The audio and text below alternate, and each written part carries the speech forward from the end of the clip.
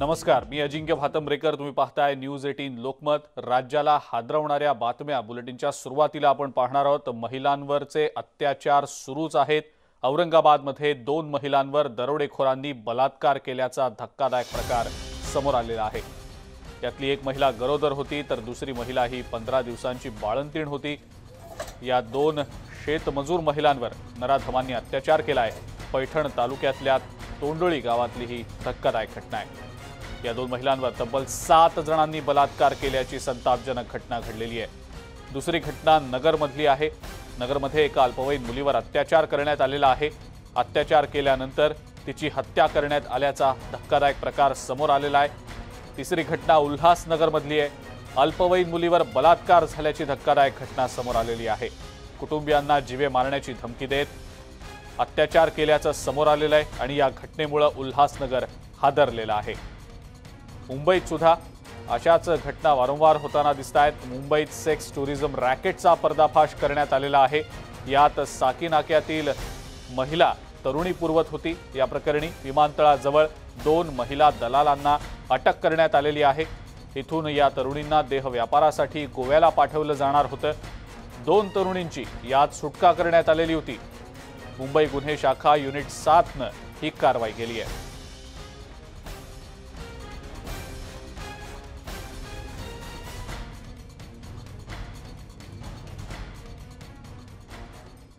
अहमदनगरमधली धक्कादायक बातमी आता आपण पाहणार आहोत. अहमदनगरमधल्या पारनेर तालुक्यातल्या जवळे गावात एका अल्पवयीन मुलीवर अत्याचार करण्यात आलेला आहे.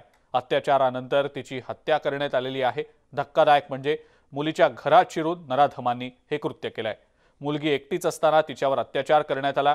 मुलगी गावातल्या शाळेमध्ये 10वीत शिकत होती. मुलीचे पालक शेतमजुरीसाठी गेले असता संधी साधून नराधमांनी मुलीवर अत्याचार केलाय. या प्रकरणी पोलिसांनी 5 जणांना ताब्यात घेतलेला आहे.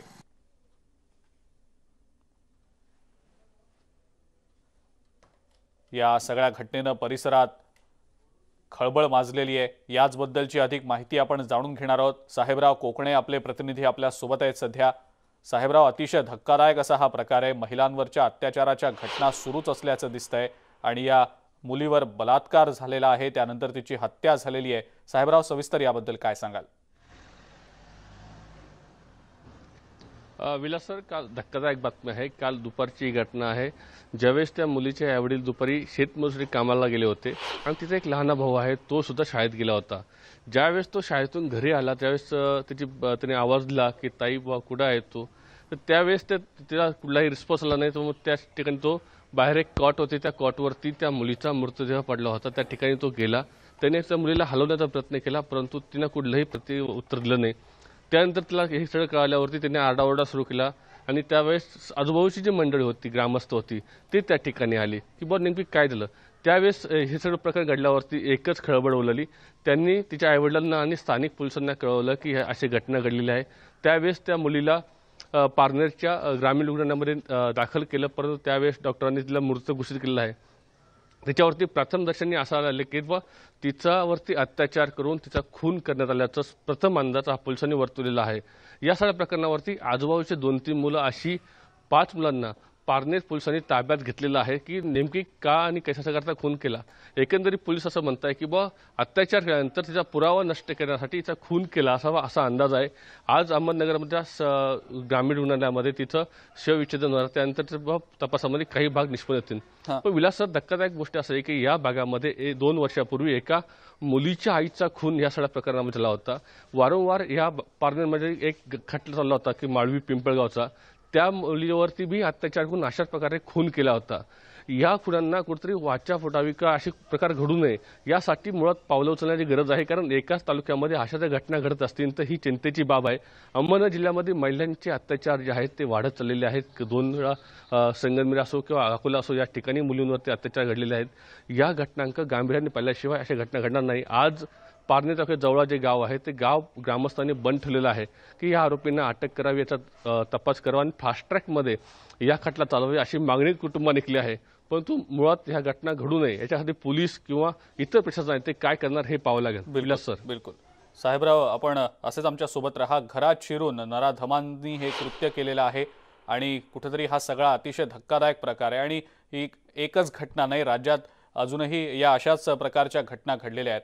त्यामुळे तातडीनं या सगळ्या आरोपींना कठोरातली कठोर कारवाई त्यांच्यावर झाली पाहिजे अशी मागणी देखील होतीये। विजया रहाटकर आहेत आपल्यासोबत सध्या फोनलाईनवरनं। विजयाताई, खूप धक्कादायक घटना घडतायत राज्यभरामध्ये। महिलांवरचे अत्याचार केव्हा थांबणार असे प्रश्न उपस्थित केले जात आहेत।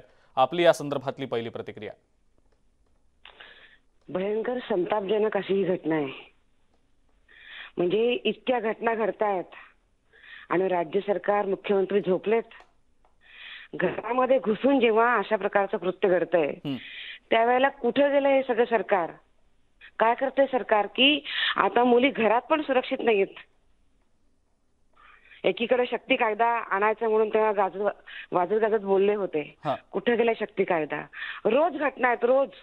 एकही दिवस संपलेला नाहीये की ज्या दिवशी घटना नाहीये। पण आजची तर ही हाईट आहे की त्या घरामध्ये घुसून त्या मुलीवर हा प्रसंग आणलेला आहे। या संपूर्ण घटनेचा नुसता धिक्कार नाहीये, संताप आहे लोकांच्या मनामध्ये, सगळ्यांच्या मनामध्ये। या सरकारनं आता पाय उतार झालं पाहिजे। ज्यांना महिलांची अब्रू वाचवता येत नाही, ज्यांना महिलांचं रक्षण करता येत नाही आणि अशा पद्धतीने घटना घडतायत, त्यांना सत्तेमध्ये राहण्याचा अधिकारच नाहीये। नाही, पण विजयाताई, फक्त अहमदनगर मधली घटना नाही तर औरंगाबादमध्ये देखील 2 महिलांवर दरोडेखोरांनी बलात्कार केलाय, सामूहिक बलात्कार आहे। त्यानंतर उल्हासनगरमध्ये देखील असाच एक प्रकार उघडकीला आलेला आहे। अल्पवयीन मुलीवर अत्याचार झालेले आहे की एकही दिवस जात नाहीये की ज्या दिवशी काही नाहीये, एकही दिवस जात नाहीये। सरकार झोपलं नाहीये, नुसतं सोंग घेतलं यांनी।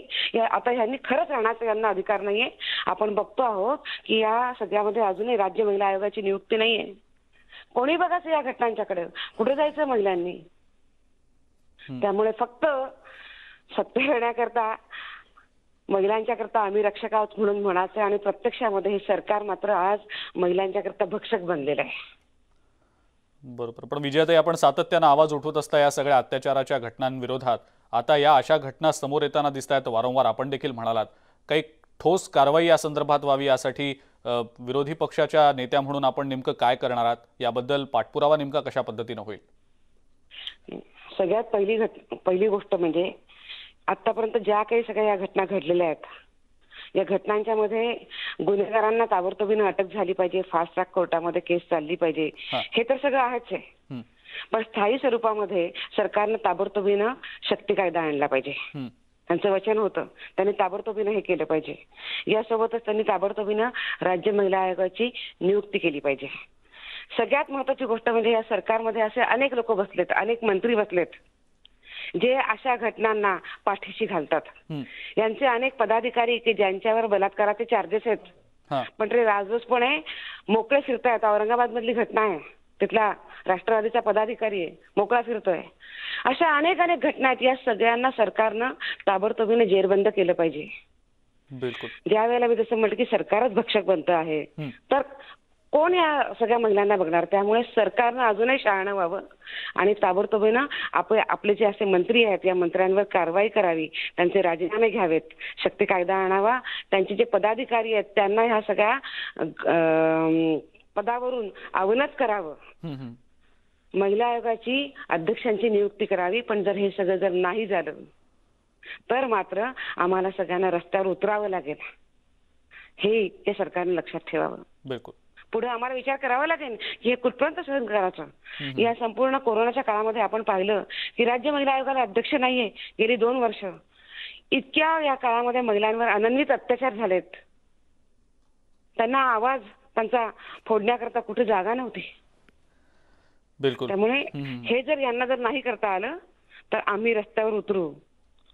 बिलकुल। हे ही फार दुर्दैवी घटना आहे। विजयाताई, खूप खूप धन्यवाद। आपण न्यूज 18 लोकमतशी बोललात आणि आपली प्रतिक्रिया दिलीत त्याबद्दल।